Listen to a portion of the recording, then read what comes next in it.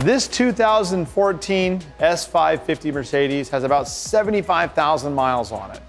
Now, this was a car that was a chauffeur-driven livery car that was basically washed multiple times a day through an automated car wash, and it shows, okay? Before we start getting into machine polishing, we're gonna have to start by using some decontamination. In other words, if your car, when you touch it, sounds like this,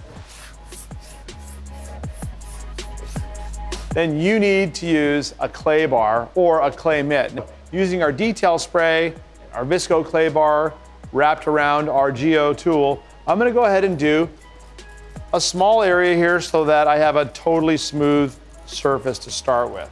So detail spray being what we use to lubricate, and the visco clay, what we're doing to decontaminate.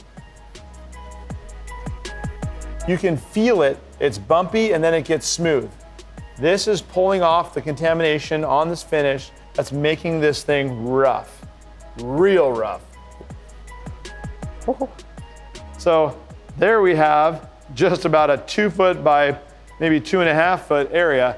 That's fallout. It's orange, that's the most common color because it's rust particles that settle into the clear coat and they make it bumpy. So this combination right here of clay and detail spray is how we go ahead and get that back to smooth. Now, as I want to clean that bar out, I'm going to stretch and fold it, and then reintroduce the pattern to the bar with the geo tool, like this, and then flip it over and wrap it around the tool. So I have something to hold on to, making it easy to decontaminate. Now, this thing is pretty tough. I'm gonna be working this bar and moving it around quite a bit because this thing is bumpy. Now, just to make sure, before I go ahead and start polishing, I'm gonna take a polishing towel and I just wanna remove a little bit of detail spray just so I can make sure that it's smooth. Did I eliminate all of the contamination on the finish of this Mercedes?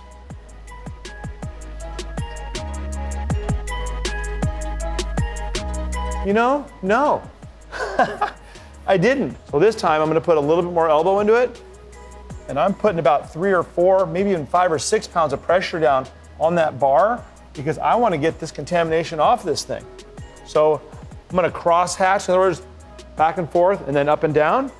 So yeah, this needed a little bit more. So doing a small area first, making sure that I'm getting it all off before you just finish the whole car, it's probably a good idea. All right, now we'll see if we were able to eliminate all of the contamination this time around. There we go, okay? Should be slick as a baby's butt, just like that. That's perfect.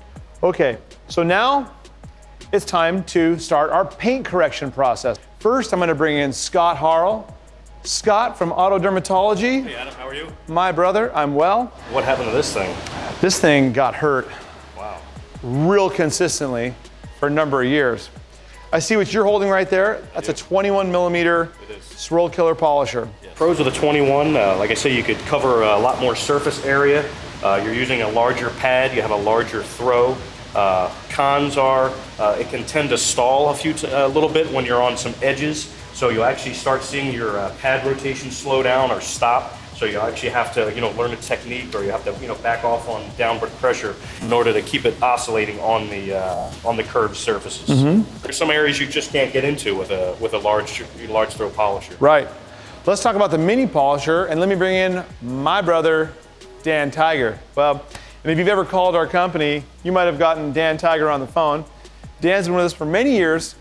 And Dan Tiger, what do you got there? I got the mini swirl killer polisher. It's got a 12 millimeter throw. It uses a 4-inch pad. So you can get into much smaller areas, that the 15 or the 21 won't get to. Your mirrors, your A pillars, your B pillars, headlights, any complex areas in the front bumper, rear bumper, behind door handles. Now the polisher that I've got behind me is one of the tools that I tend to grab the most, and that's our 15 millimeter polisher. That gives us the ability to have a nice long throw yet having a 5.5-inch pad versus the 6.5-inch pad gives me the ability to get into some nooks and crannies that I might not be able to get into with a 21, but I still cannot do a whole car with a 15 millimeter. Do a test spot first. Okay. Just to make sure that the paint's liking what you're doing to it. Yep. And you always want to start with the least aggressive method first. Yep.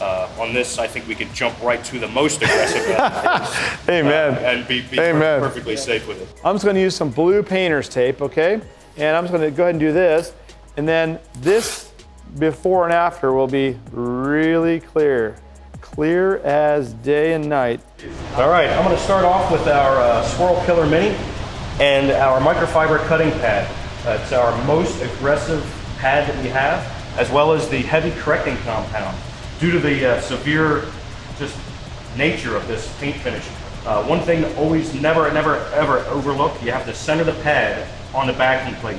If you don't center the pad properly on your backing plate, it can actually throw the balance of the machine off, and you'll start slinging product everywhere. It actually won't feel balanced or anything else, and you won't get the results that you need to. So I'm gonna, like I said earlier, I'm gonna start with the heavy correcting compound. I'm gonna prime my pad. Basically, this way you don't have to worry about buffing with a dry pad and putting more damage into the surface. It does not need that at all. It already has enough. I'm gonna spread some product out on my paint surface. I'm gonna let it go. I've got this set to the max speed. It's at speed 6 right now. On this, I'm putting about maybe 3 to 5 pounds of downward pressure. I'm gonna do a nice, slow, steady arm speed. So now I'm looking at this pad and I can see that sucker's pretty well matted down, right? It definitely is, yes. So what you want to do is you're going to use your pad cleaning brush, and you can do it 2 different ways. I try not to do it over the surface I'm in because it's going to have a lot of dust and everything else. So I'll kind of duck down here.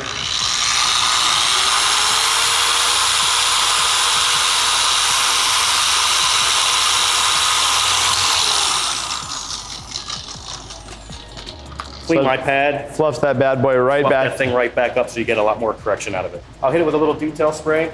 It just reactivates all the solids. Super.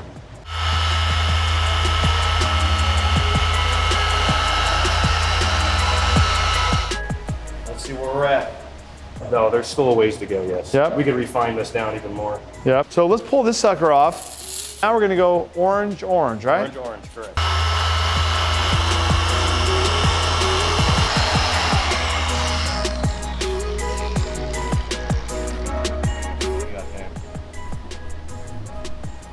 Looking pretty good there. Yeah.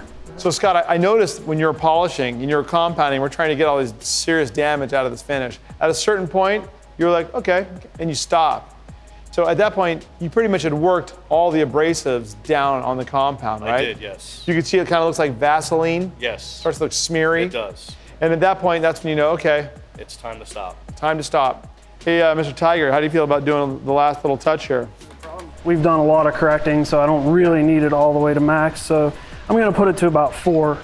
If you continually add compound to your pad and don't just prime it, what happens? You end up with just dust everywhere. You'll overly saturate that pad. Yep. And it And- just becomes a bigger mess. Yeah, and it stops cutting. You know, it doesn't cut nearly as well.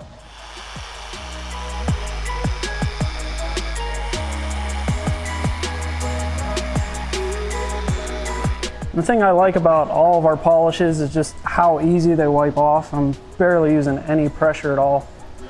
Now I'm gonna go ahead and pull this tape off.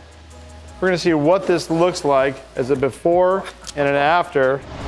That, my friend, Very nice. That's a 50-50 Very right good. there. Yeah. good before and after. Absolutely. Wow. Right there. So we pretty much know what it's gonna take for us to knock this thing out now. We know We do. We're gonna have to go slow, a good amount of pressure Yep. on that microfiber cutting pad because the damage is pretty serious. You gotta put your expectations in line with the condition of the car.